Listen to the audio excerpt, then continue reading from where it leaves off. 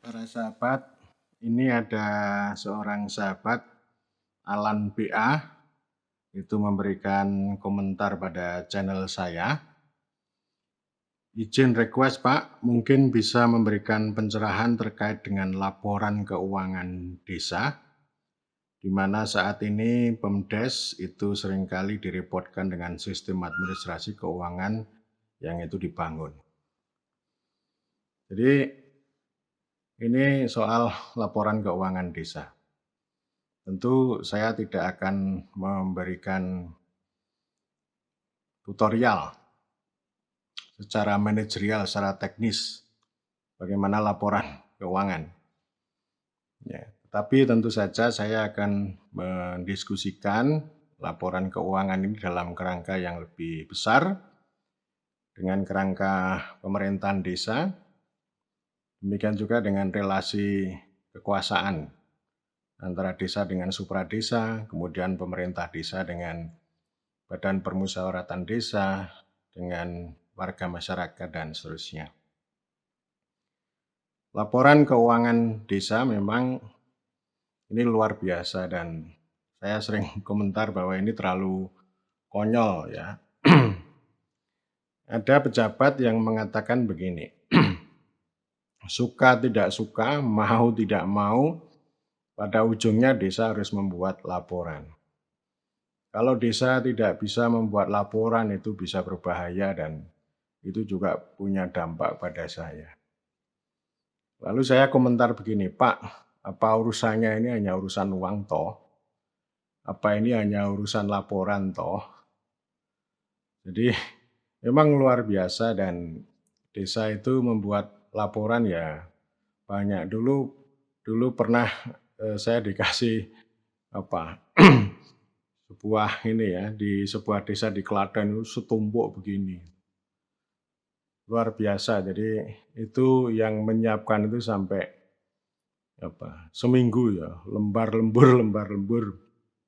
Kepala desa, perangkat desa itu capeknya luar biasa. Dan itu menjadi keluhan di mana-mana. Ada seorang kepala desa mengatakan bahwa kita ini dapat dana desa ini seneng tapi juga senep. Senep itu enggak nyaman ya, di perut ini sebah tidak enak. Bahkan Presiden juga berkali-kali mengatakan bahwa kepala desa itu tidak sibuk mengurus rakyat tapi sibuk mengurus laporan. Jadi ini kuasa laporan ya, kuasa laporan keuangan desa ini itu dahsyat itu. Itu namanya kuasa uang. Artinya uang ini keuangan yang maha kuasa. Jadi luar biasa. Saya akan mencermati begini ya. Yang pertama, dulu ada sebuah kesepakatan antara pemerintah dengan DPR mengenai sistem keuangan desa. Pada waktu membahas rancangan undang-undang desa. Kesepakatannya begini, ya, jadi dana desa diberikan, lalu sistem keuangan desa itu harus dibuat secara berbeda dengan sistem keuangan pemerintah, sistem keuangan negara. Jadi harus selek spesialis. Karena bagaimanapun juga yang namanya kepala desa sebagai pemegang kuasa anggaran, kemudian dana transfer ke dalam desa itu kan tidak dikenal dalam rezim keuangan. Dalam Undang-Undang nomor 17 tahun 2003 tentang keuangan negara beserta peraturan pelaksanaannya. Tetapi kita juga melihat bahwa di dalam undang-undang itu mengandung pesan tentang penggunaan uang itu untuk sebesar-besarnya kemakmuran rakyat. Artinya dana desa itu kita maknai sebagai bentuk negara hadir untuk keadilan bagi desa dan sebesar-besarnya untuk kemakmuran rakyat. Jadi orientasinya itu namanya uang rakyat, itu politik uang, bukan politik uang dalam pengertian bagi-bagi uang untuk membeli suara, enggak. Tapi ini dimensi politik, jadi bukan sekedar dimensi administrasi. Antara pemerintah dengan DPR juga sepakat bahwa pengelolaan ya, pengelolaan keuangan desa itu harus dibuat peraturan pemerintah tersendiri dan poin yang paling penting harus sederhana. Yang penting menjamin akuntabilitas. Bahkan beberapa anggota pansus itu mengatakan udah simpel saja, seperti laporan keuangan di masjid, semuanya tahu. Itu disepakati. Itu original intent ya, original intent di dalam RUU, tetapi setelah pelaksanaan kan kacau. Undang-undang desa itu disederhanakan, direduksi, didistorsi menjadi proyek dana desa. Dan kemudian yang kedua, laporan keuangan, pengelolaan keuangan desa, mulai dari perencanaan penganggaran, penatausahaan, pengelolaan sampai pelaporan itu ya sama. Sama dengan sistem keuangan pemerintah. Jadi original intentnya sudah tidak ada. Dan kemudian pada praktek ya akhirnya pemerintah desa, pemerintahan desa, pembangunan desa itu ujung-ujungnya adalah money driven atau digerakkan dengan uang. Intinya ya bicara tentang uang dan uang itu diikuti dengan berbagai hal. Entah itu proyek ya, proyek pembangunan, kemudian administrasi, aturan, perangkat, aplikasi, dan lain-lain termasuk laporan. Jadi intinya laporan, intinya adalah uang tadi. Dan ini menjadi kuasa yang luar biasa.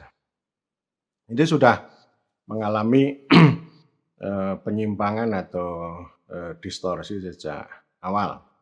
Dan tidak ada upaya untuk melakukan perubahan secara serius meskipun Presiden itu sudah berkali-kali mengatakan bahwa sudahlah kita buat lebih simpel, lebih sederhana tentang keuangan desa itu. Baik pencairannya maupun juga nanti pelaporannya.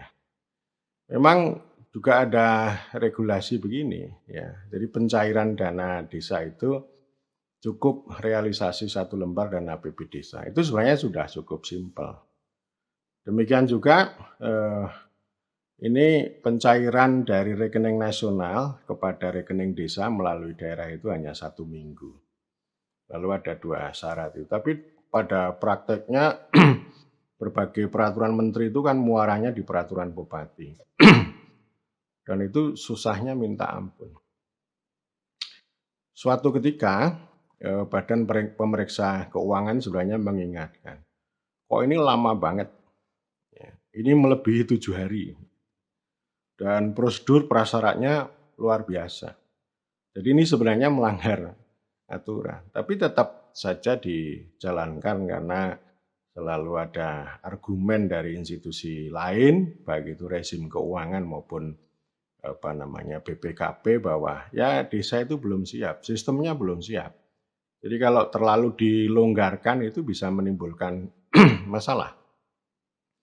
Jadi ini ada dilema ya, antara yang terlalu longgar dengan yang terlalu ketat. Padahal kalau kita mengikuti prinsip itu sudah lumayan lah. Nah dalam praktek itu lama banget. Kita pernah menjumpai beberapa daerah yang itu lambatnya minta ampun pencairan itu. Seharusnya bulan Maret, bulan April cair, tapi bulan Juli baru cair. Mengapa? Karena desa itu belum punya APB desa. APB desa belum ada kenapa? Oh karena RAB-nya belum ada. RAB-nya belum ada karena survei desanya belum ada. Terus lalu komentar saya, kok begini sih? Ini kok teknis mendahului dan menguasai politik. APB desa itu politik, RAB itu teknis. Seharusnya teknis itu menjabarkan politik. Dan cara kita membuat APB desa itu, angka-angka itu kan sebenarnya tidak terlalu ribet. Jadi dengan unit cost ya, jadi unit cost ya, harga unit ya, harga unit. Misalnya kan kita punya standar kalau membuat jembatan itu, kalau ini 4x6 kan bisa dihitung. Tapi enggak, ini harus dimulai dengan survei desain dengan lengkap sekali sehingga itu lama. Nah sementara di desa itu kan tidak punya perangkat teknis yang memadai. Itu harus tergantung pada tim teknis yang ada di daerah, terutama di dinas PU maupun di rezim keuangan. Jadi lama sekali itu. Lalu saya katakan nggak boleh begini gitu. Jadi harus politik dulu baru teknis. Terus kemudian pejabat yang bertahan membela itu bilang begini, loh peraturannya begini kok, Permendagrinya begini. Ya kalau begitu ya disiasati saja. Disiasati, yang penting itu kan tidak melanggar, tidak menabrak aturan. Jadi bisa dibikin simpel. Dengan harga unit itu kan bisa, itu bisa memotong. Kita kan udah punya standar, jadi nggak usah pakai survei yang begitu detail misalnya. Jadi nanti soal detail itu pada kerangka teknis itu setelah politik itu ditempuh. Gitu ya. Itu satu. Kemudian yang kedua, laporan keuangan desa ini itu menjadi bagian dari akuntabilitas. Akuntabilitas ini luar biasa nih.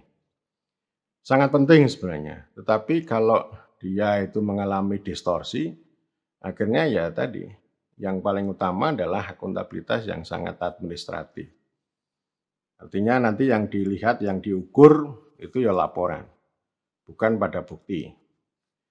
Kepala desa pernah mengatakan begini, kami ini kalau diminta untuk menunjukkan bukti bisa, tetapi kalau untuk membuat laporan administratif yang begitu banyak, begitu rumit ini kami mengalami kesulitan.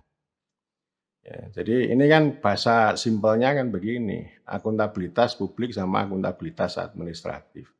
Akuntabilitas publik itu ya dinilai dari bukti barangnya, kemudian yang kedua adalah penerima manfaatnya, yaitu warga. Bagaimana warga menerima manfaat atau enggak. Bukan pada laporan. Laporannya sangat canggih, tetapi di sini belum tentu canggih. Di masyarakat, di warga belum tentu canggih. Tapi kalau di warga mengatakan, oh kami memperoleh manfaat ABCD. Tapi kalau administrasinya buruk, itu bisa jadi masalah. Kalau administrasinya tidak sesuai ketentuan, itu jadi masalah. Ya. Jadi akuntabilitas publik, akuntabilitas desa ini pengertiannya bisa bisa beraneka ragam dan sangat rumit. Dalam literatur juga rumit, dalam praktek juga sangat rumit. Paling tidak, oh ini ada akuntabilitas politik dan ada akuntabilitas administratif. Akuntabilitas politik ini ya ini soal relasi kuasa. Relasi kuasa itu begini, antara pemerintah desa dengan BPD, antara pemerintah desa dengan warga, pemerintah desa dengan supradesa. Itu soal relasi gitu ya. Jadi ini soal mekanisme, akan berbicara tentang siapa mempertanggungjawabkan apa, ya, kepada siapa, dan bagaimana caranya. Tetapi kalau yang administratif itu lebih banyak berbicara tentang prosedur, terutama tentang cara, ya, tentang itu tadi, tentang laporan itu. Sehingga melahirkan misalnya LPPD, LKPD, terus pokoknya yang LL itu ya, kalau yang namanya LL itu lalu dia menjadi administratif, bukan politik. Kalau politik itu lebih dekat ke akuntabilitas publik tadi. Barang buktinya ada, jelas. Kemudian yang kedua ya ini sumber gitu, kalau sumber datanya itu ya dari para penerima manfaat. Bukan sekedar laporan dokumen yang bertumpuk-tumpuk begitu. Yang hanya dilihat pada sisi ketersediaan atau tertib administrasi. Ya, jadi secara institusional itu akuntabilitas desa termasuk tentu nanti keuangan itu ada 4 skema. Ya, ada 4 skema.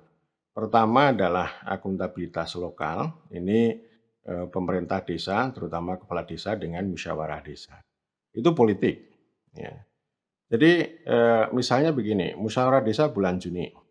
Bulan Juni itu kepala desa bisa menyampaikan apa yang sudah dilakukan pada tahun sebelumnya, kemudian ongoing gitu ya, selama perjalanan dari Januari sampai Juni, dan kemudian ini digunakan untuk ke depan, untuk tahun depan. Jadi sebelum gitu ya, selama perjalanan maupun nanti ke depan itu disampaikan di sana. Dan musyawarah desa ini manfaatnya luar biasa. Jadi paling tidak bisa mengurangi pertengkaran head to head antara BPD dengan kepala desa misalnya. Dan dari sana itu ya kita sebenarnya menerapkan prinsip kerakyatan yang dipimpin oleh hikmat kebijaksanaan dalam permusyawaratan perwakilan. Jadi artinya kerakyatan. Kerakyatan itu ya dari dan oleh itu. Orang banyak, orang desa itu kita sebut sebagai kerakyatan. Dipimpin oleh hikmat kebijaksanaan. Jadi kepala desa ini itu sebagai pemimpin itu punya kebijaksanaan. Punya prakarsa, punya gagasan, punya visi.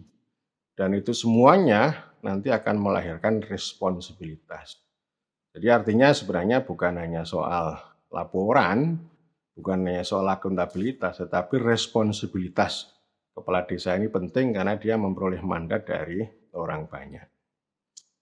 Ya, jadi ini hikmat kebijaksanaan dipimpin oleh hikmat kebijaksanaan itu di situ, dan tentu hikmat kebijaksanaan ini tidak dimonopoli oleh seorang pemimpin, tetapi juga ada mekanisme permusyawaratan perwakilan.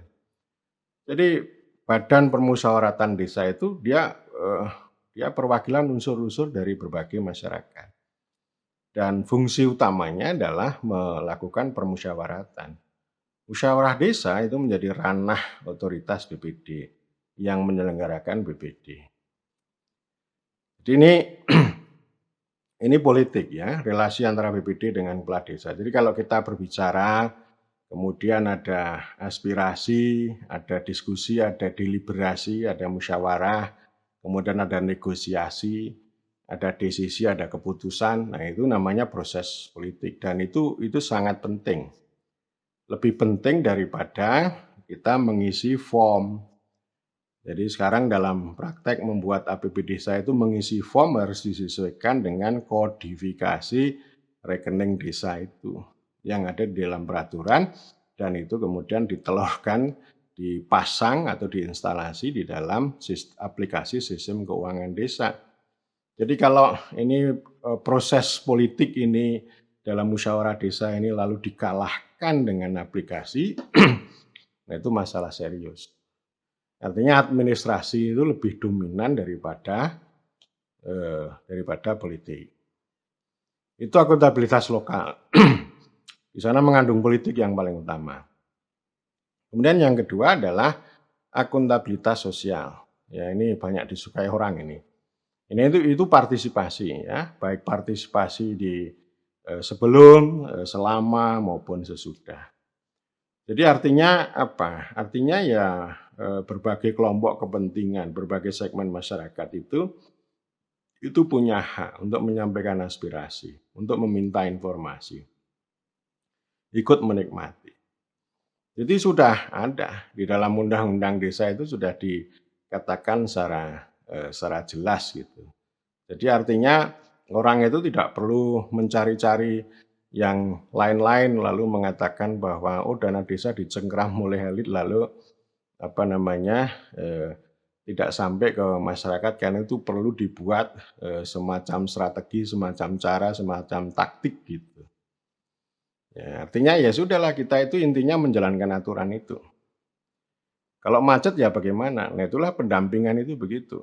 Yang namanya pengawasan dari atas itu bukan pengawasan pada angka-angka.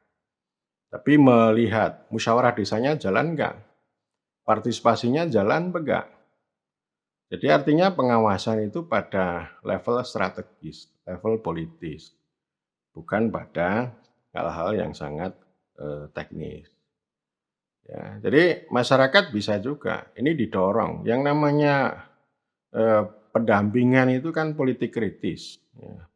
Politik kritis itu artinya ya termasuk bagaimana kita melakukan edukasi, mengorganisir berbagai elemen masyarakat itu supaya mereka itu melek, supaya mereka itu bersedia untuk terlibat dalam partisipasi. Ya memang kalau dalam kita bermasyarakat selalu ada unsur sungkan, tapi ya memang ini harus dibuka sebaik mungkin ya dengan berbagai cara gitu. Jadi di situ ada seninya kalau partisipasi macet itu ya seninya ada di lokal itu. Jadi tidak perlu membuat rekayasa secara teknis gitu ya, artinya hanya berpusat pada uang, bagaimana taktik strategi supaya uang itu tidak dikuasai oleh elit tetapi bisa bisa dirasakan, bisa dimanfaatkan oleh orang banyak gitu. Dan pada akhirnya yang teknis itu kan akhirnya melemahkan yang itu, melemahkan proses politik tadi. Dan belum tentu yang model pendekatan teknis itu bisa memotong kekuasaan elit, enggak gitu ya. Kemudian yang ketiga adalah akuntabilitas horizontal. Nah, ini politik ini ya. Horizontal itu antara pemerintah desa dengan BPD. Itu di mana-mana begitu. Itu yang namanya check and balance ya. Check and balance itu dia berlangsung. Jadi akuntabilitas itu tidak hanya expose, tidak hanya setelah kejadian lalu membuat LKPJ, membuat LPPD lalu dicermati. Kan yang terjadi itu akuntabilitas itu terjebak pada melaporkan terhadap apa yang sudah dikerjakan. Lalu ex ante-nya sebelumnya itu enggak jalan. Termasuk juga yang ongoing ya selama proses. Terutama yang politik yang tidak jalan. Yang lebih banyak jalan adalah administrasi. Administrasi itu misalnya ya mulai dari perencanaan, penganggaran, ya, kemudian penatausahaan, pencairan, penggunaan, pelaporan itu kan administrasi semua itu. Wah, itu lengkap itu.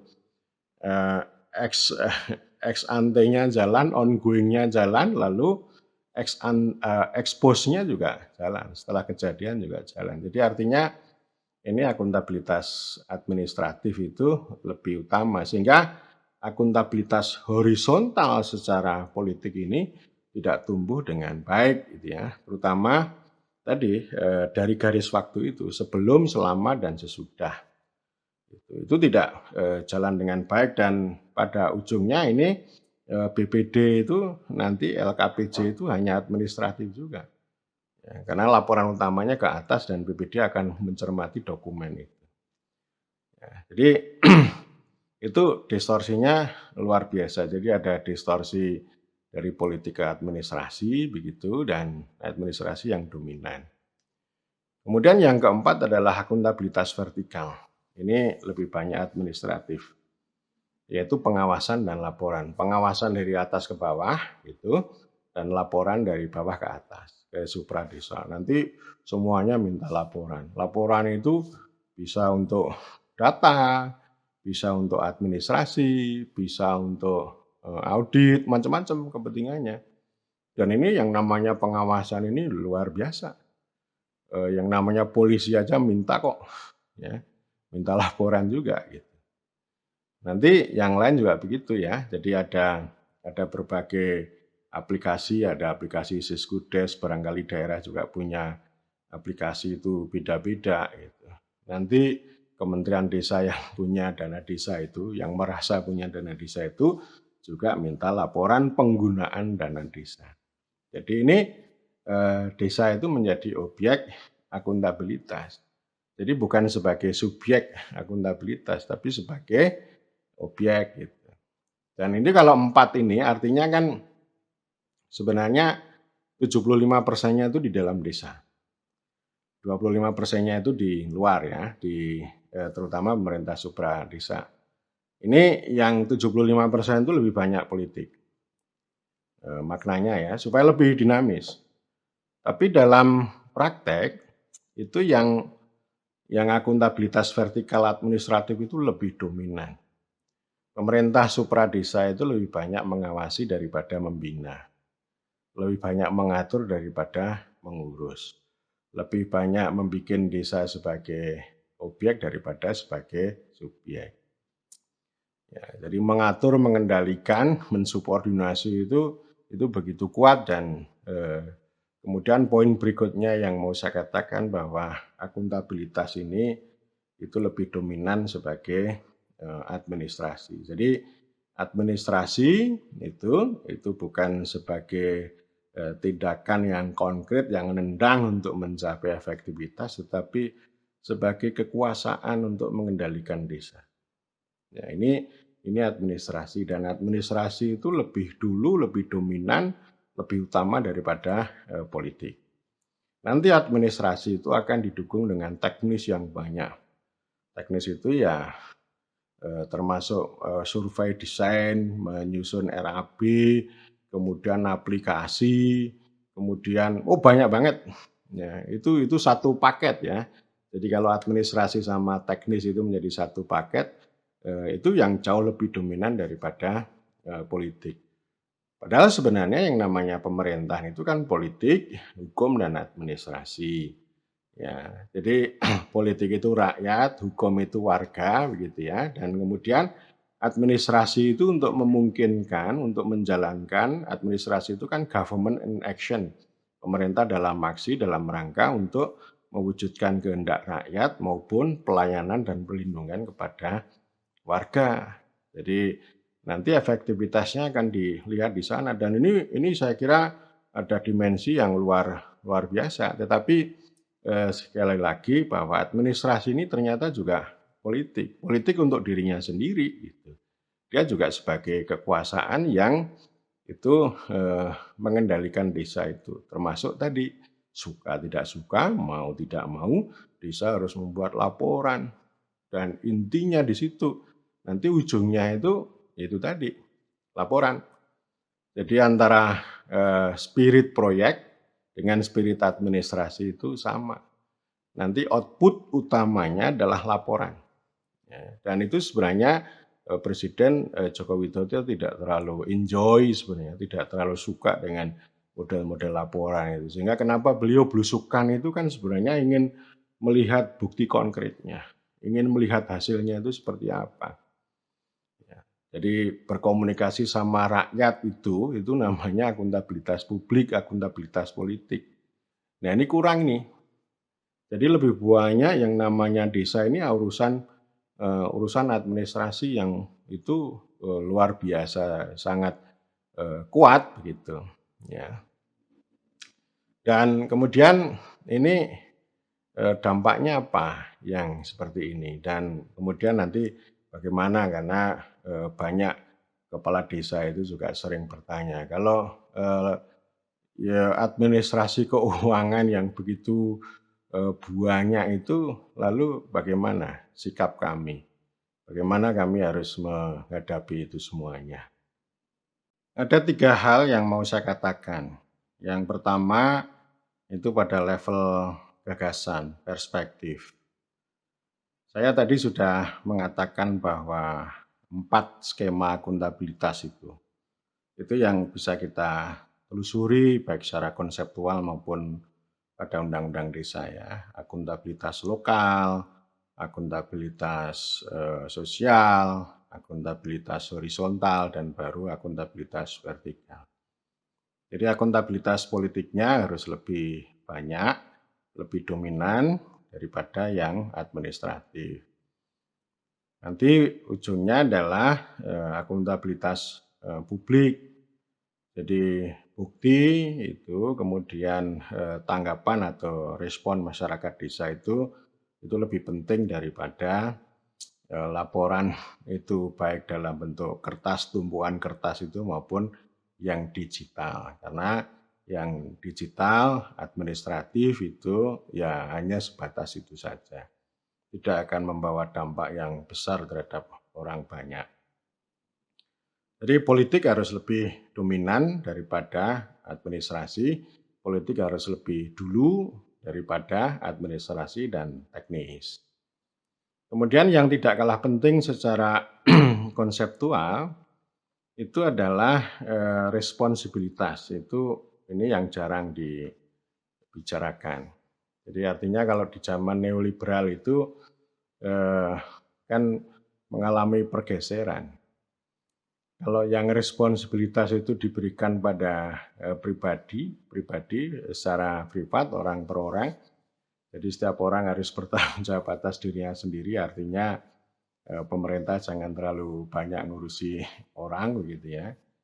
Jadi hidup orang per orang ya bisa menjadi tanggung jawab responsibilitas orang per orang gitu. Dan sebaliknya yang pemerintah, responsibilitas pemerintah ini dikurangi. Lalu digantikan akuntabilitas. Ya. Nah ini namanya tidak seimbang, tidak kuat. Seharusnya memang pertama responsibilitas pemerintah desa itu, yang dalam hal ini responsibilitas itu merupakan bentuk pelembagaan atas kekuasaan, kewenangan itu, kemudian menjadi kekuatan, kewajiban, tanggung jawab. Ya. Nah, pada ujungnya nanti tanggung jawab ini nanti bisa kita kelola juga dengan akuntabilitas. Akuntabilitas harus kita maknai secara politik tadi, jadi sebelum, selama, dan sesudah. Jadi proses politiknya harus lebih dominan seperti yang saya katakan tadi. Ya, jadi itu responsibilitas itu kekuatannya pada pemerintah ini. Jadi kita butuh pemerintah yang kuat. Desa yang kuat itu butuh pemerintah desa yang kuat, butuh governabilitas, jadi otoritas dan kapasitas ini ya. Jadi otoritas, kapasitas, responsibilitas ini itu yang lebih dominan dan kemudian baru diikuti dengan akuntabilitas. Dan tentu saja akuntabilitas itu bukan sekedar bukan sekedar akun, bukan sekedar rekening. Ya, selama ini kalau kita bicara akuntabilitas kan hanya ngomong keuangan, bukan ngomong yang tadi 4 skema tadi. Ya, jadi 4 poin ya, sekali lagi ini secara konseptual yang perlu dikembangkan. Jadi otoritas, kapasitas, responsibilitas, lalu akuntabilitas itu. Yang nanti dia akan meningkatkan efektivitas. Jadi efektivitasnya itu secara konkret itu juga menjadi bukti untuk akuntabilitas. Artinya akuntabilitas tidak hanya sekedar prosedural, administratif, hanya bentuk laporan. Dan saya mau katakan bahwa gagasan ini penting untuk kita bicarakan. Artinya kita mengedukasi itu tidak hanya sekedar tutorial secara teknis gitu ya. Kan di berbagai channel kan ada ya bagaimana membuat laporan. Kalau training itu kan banyak sekali yang secara teknis, tapi hakikatnya ini posisi duduk ini tidak diberesi dengan baik gitu. Sehingga ya ujung-ujungnya ya semuanya administratif yang tidak bermakna. Itu yang pertama. Kemudian yang kedua, itu kebijakan dan regulasi. Ya, kita harus kembali. Ya. Jadi apa yang pernah disampaikan Presiden mengenai aturan yang lebih sederhana, ya, itu penting. Kemudian sistem keuangan desa yang sederhana tapi akuntabel itu juga perlu. Ya. Saya pernah diskusi dengan DPD ketika Dewan Perwakilan Daerah itu meminta pendapat saya karena DPD itu punya gagasan untuk melakukan revisi Undang-Undang Desa. Lalu saya sampaikan 2. Yang pertama ini dulu, peraturan pelaksanaan dulu, ini yang diberesi ini. Jadi DPD harus bicara dengan DPR, harus bicara dengan pemerintah, dan menagih janjinya Presiden. Begitu. Dan ini kami sebenarnya di para pegiat desa ini sudah banyak berbicara bagaimana peraturan pemerintah dan pelaksanaannya itu kita buat lebih simpel, tidak perlu ada peraturan pemerintah tentang dana desa, cukup satu peraturan pemerintah yang nanti itu bisa lebih lengkap, ya. Jangan sampai ada gesekan antara satu kementerian dengan kementerian lain, terus kemudian nanti membuka peluang banyak pemain yang membuat desa itu menjadi objek, baik objek proyek maupun objek rente gitu. Jadi peraturan pemerintah itu yang diperbaiki dulu, termasuk di dalamnya berbicara tentang pengelolaan keuangan desa yang berbeda dengan pengelolaan keuangan pemerintah. Ya, itu pada level regulasi di pemerintah. Gitu. Saya nggak tahu ini macet atau apa, karena saya sudah jauh di luar arena itu. Kemudian yang kedua, saran saya kepada DPD, ya kalau mau melakukan, revisi Undang-Undang Desa, maka poin itu penting. Jadi harus ada penegasan. Misalnya penegasan bahwa, dana desa itu hak, itu kewenangan, kewajiban desa. Jadi bukan program pemerintah. Dana desa tidak perlu, dibuat dengan peraturan pemerintah secara khusus.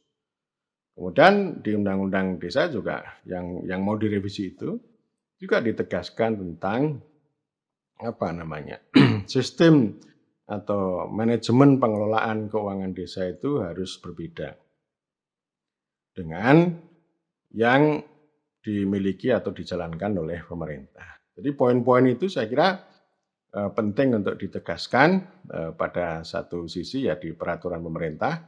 Yang kedua ini DPD sudah melakukan rapat paripurna untuk mengusulkan perubahan undang-undang desa. Kalau itu mau bergulir terus ya pada aspek keuangan desa itu di situ yang mau saya katakan gitu ya. Kemudian itu yang kedua, kemudian yang ketiga ini pada mikro lokal ya, tindakan mikro lokal. Kalau ini sekarang di level desa, itu bagaimana sikap dan tindakan desa kalau menghadapi seperti itu. Saya sering memperoleh ini ya, memperoleh pertanyaan di berbagai tempat. Entah itu soal seskudes yang itu apa namanya kaku gitu ya, yang 91 kode rekening harus menyesuaikan, tidak bisa dibuka gitu ya. Dan ini ternyata informasinya memang simpang siur, berbeda-beda. Ada pejabat BPKP yang mengatakan, loh ini terbuka kok, tidak hanya 91, kalau mau 92, 93 juga boleh. Tetapi ada pejabat lain yang itu BPKP di daerah, ya harus mengikuti ini kode rekening ini, karena kode rekening ini kita susun berdasarkan peraturan Menteri Keuangan, peraturan Menteri Dalam Negeri, peraturan Menteri apa namanya desa gitu. Ya, jadi ini simpang siur, ini pelaksanaan di lapangan. Kemudian juga ada daerah yang bikin sendiri, nggak pakai apa namanya, termasuk Wonosobo ya, nggak pakai Siskudes begitu. Nah ini kemudian sempat dicurigai loh, ini apa namanya kabupaten ini kok mau mendukung korupsi ya gitu. Setelah dijelaskan ternyata clear gitu. Jadi paling tidak itu dibuka lah, ya, dibuka itu supaya Siskudes itu tidak menjadi perangkat yang membunuh HKK, tetapi sifatnya terbuka agar ini soal aplikasi ini membantu, ya, bukan mengatur dia, tapi membantu terhadap keputusan yang sifatnya politik melalui musyawarah desa dan APB desa itu. Nah ini ini pada level mikro lokal perlu ditinjau ulang dan saya kira pemerintah kabupaten punya peran yang penting di sini ya. Tapi ini yang saya temukan ini lebih banyak konservatif ini, daerah ini. Kalau urusan keuangan desa ini lebih konservatif dan karena itu saya selalu mendorong pada dinas pemberdayaan masyarakat dan desa itu harus menjadi ini ya, harus menjadi pembela desa. Jangan malah justru melemahkan desa. Kalau ada berbagai regulasi, administrasi, tetek bengek itu melemahkan atau merugikan desa, maka di PMD ini harus advokasi gitu. Ya, itu pada aplikasi. Kemudian saya juga pernah menerima pertanyaan itu dulu di ini ya, beberapa desa di Kabupaten Kepulauan Meranti di Riau. Demikian juga dengan Kabupaten Bintan ya di Kepulauan Riau itu. Bagaimana sikap kami kepala desa kalau menghadapi seperti itu? Lalu saya menjawabnya, oh ada 4 nih. Ya. Yang pertama, kepala desa itu ya patuh sepatuh-patuhnya terhadap pokoknya titik komanya harus lengkap gitu ya. Nah, itu bisa membuat Anda selamat gitu. Tapi Anda akan menjadi konservatif.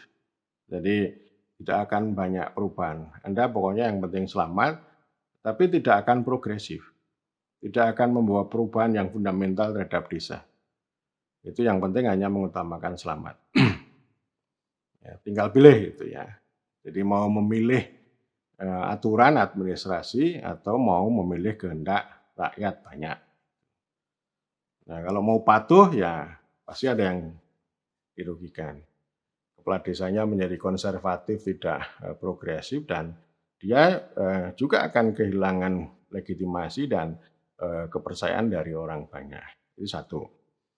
Kemudian yang kedua, avoidance, menghindari. Gitu. Jadi ini soal pembagian kerja. Saya pernah sampaikan juga ini pada sejumlah desa di Bantul ya, termasuk di Gunung Kidul ini sering. Udahlah, kepala desa itu harus membuat tim yang kuat. Sekretaris desa dan ini ya, perangkat desa, bendahara desa. Nanti juga bisa meng-hire ya, meng-hire anak-anak muda. Yang ini sudah banyak contohnya. Udahlah, itu ada tim gitu. Sehingga nanti yang lembur-lembur itu bisa di-share. Tidak hanya dikerjakan oleh 2-3 orang, tapi bisa di-share pada yang lain. Nah, kepala desa itu tidak perlu terlibat terlalu jauh, terlalu detail. Tetapi cukup mengerti prinsip-prinsip dasarnya. Yang detail itu hindari, serahkan pada tim. Kepala desa perlu mengetahui prinsip dasar keuangan desa. Ya, misalnya soal APB desa, itu kan sering ya, misalnya antara belanja, antara pendapatan, belanja sama pembiayaan. Ada banyak kepala desa yang tidak mengerti 3 perbedaan itu. Yang seharusnya dimasukkan pada pos pembiayaan, tapi malah justru ditaruh di belanja. Akhirnya setelah digoreng, kepala desa itu berurusan dengan pengadilan. Lalu saya tanya, loh kan ada pembinanya, ada camat, ada dinas, kenapa bisa sampai segitu? Nah, ternyata pembinaannya kurang. Gitu. Lebih banyak mengawasi daripada membina. Nah, seharusnya ini kalau pengawasan kan bisa juga ini membina dengan mengawasi, mengawasi dengan membina. Nah, akhirnya ini dikorbankan karena digoreng sana, digoreng sini. Ya. Saya juga sering memberikan masukan pada daerah maupun pada desa. Kepala desa itu jangan dicekoki dengan administrasi keuangan, tapi dengan politik keuangan, politik anggaran. Dan yang lebih penting, kalau mau melatih kepala desa itu adalah bagaimana jalan untuk membawa kemakmuran. Bukan latihan yang teknis-teknis pridil-pridil tentang manajemen keuangan desa. Dan saya mendorong kepala desa juga minta kepada pemerintah, latihlah yang ini loh, strategi untuk memakmurkan rakyat. Bukan ngurusi keuangan desa yang membosankan itu, gitu ya. Nah, ini ini namanya avoidance, menghindari. Kalau yang pertama patuh sepatuh-patuhnya itu, yang kedua menghindari. Tapi bukan berarti nanti dia nggak mau tanda tangan, bukan itu maksud saya. Tetapi ini soal pembagian kerja, ya, yang tadi sudah saya uraikan. Kemudian yang ketiga, ya ini yang tidak saya rekomendasikan yaitu menabrak atau melanggar. Ya, kalau ini artinya kan ini kan ada dilema kan, biasanya antara kehendak rakyat sama ketentuan aturan ini kan sering berbeda. Nah, tinggal milih nih. Kalau biasanya kalau milih aturan itu akan pertama menjadi konservatif. Kalau yang ketiga ini dia berpihak pada rakyat, dia bisa dikatakan melanggar hukum. Jadi kalau dia mau progresif pada rakyat, maka dia bisa disebut melanggar hukum gitu ya. Nah, ini kan contoh mengenai BLT ya. BLT itu kan karena datanya kan rumit karena ada berbagai jenis gitu. Nah, kepala desa itu kan dihadapkan pada situasi itu. Masyarakat mengendaki bagi roto gitu dari berbagai jenis itu. Jangan sampai nanti ada yang dapat tapi ada sama sekali yang nggak dapat. Udahlah kita bagi roto aja. Tidak usah ribut dengan kriteria, tidak usah ribut dengan data. Pokoknya seluruh warga itu, seluruh rumah tangga itu semuanya dapat bagi rata. Itu kehendak orang. Ya. Tapi aturannya nggak boleh. Nah, ini ada kepala desa yang berani bagi tok. Ya. Tapi umumnya nggak berani ini karena dulu pengalamannya ada di kampung kami itu yang mengambil jalan Bagito itu akhirnya disebut melanggar hukum. Ya. Akhirnya berurusan dengan pengadilan. Ya. Nah, kemudian yang keempat, nah ini mensiasati.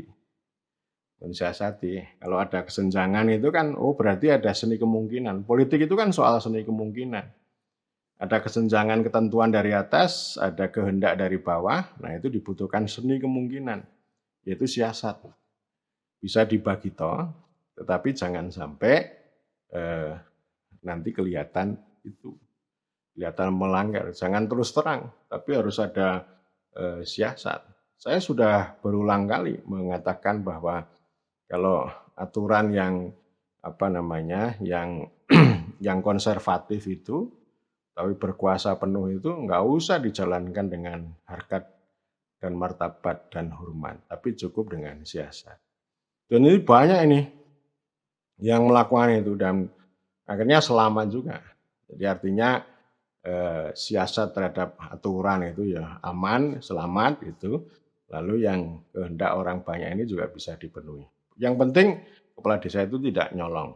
Ya, dari keempat itu kan saya selalu pesan, oh kita itu nggak mentaati aturan nggak apa-apa kok. Yang penting tidak nyuri, tidak nyolong. Gitu. Kalau sudah nyolong itu artinya melanggar hukum. Ya, karena itu tadi kembali lagi bahwa akuntabilitas yang administratif ini itu bekerja penuh ya dari sebelum, selama, sesudah.